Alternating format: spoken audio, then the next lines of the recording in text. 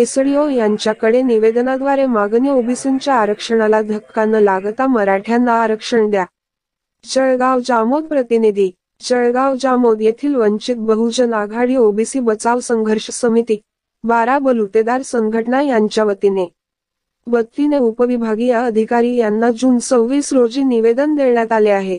सदर निवेदनामध्ये नमूद आहे की बाळासाहेब आंबेडकर यांनी ओबीसी समाजासाठी चालू असलेल्या उपोषण प्रसंगी ओबीसी उपोषणकर्त्यांना बाळासाहेब आंबेडकर यांनी भेटी देऊन ओबीसी आरक्षणाला धक्का न लागता ओबीसीला स्वतंत्र आरक्षण आणि मराठा समाजाला वेगळं आरक्षण देण्यात यावं अशी सकारात्मक भूमिका शासनापुढे ठेवली आणि संपूर्ण महाराष्ट्रामध्ये वंचित बहुजन आघाडीच्या कार्यकर्त्यांना आणि पदाधिकाऱ्यांना आदेश दिले की ओबीसी आरक्षणाच्या संदर्भात शहरातून तालुका गाव जिल्हा प्रत्येक ठिकाणी द्या।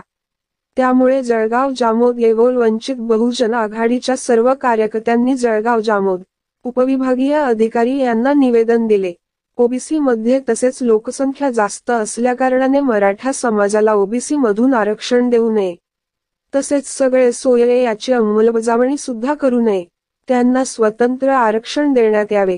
मराठा समाजाला ओबीसी मधून आरक्षण जर दिले तर ओबीसी समाजावर खूप मोठ्या प्रमाणात अन्याय होईल।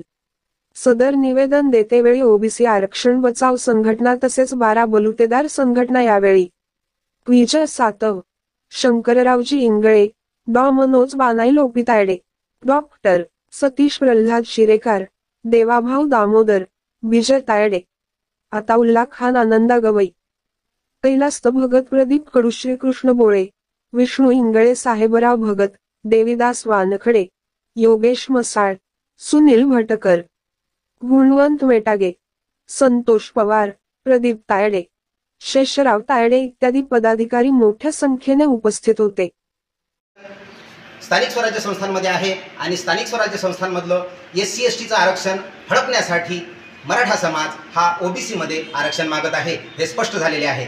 म्हणून जर असं सरकारने केलं आणि ओबीसींना सरसकट सगळे सोयरीनुसार ओबीसी मध्ये आरक्षण दिलं मराठ्यांना, तर मराठ्यांवर अन्याय झाल्यास वंचित बहुजन आघाडी तर्फे श्रद्धेय बाळासाहेब आंबेडकर यांनी दिलेल्या आदेशाप्रमाणे महाराष्ट्रामध्ये फार मोठे आंदोलन होईल।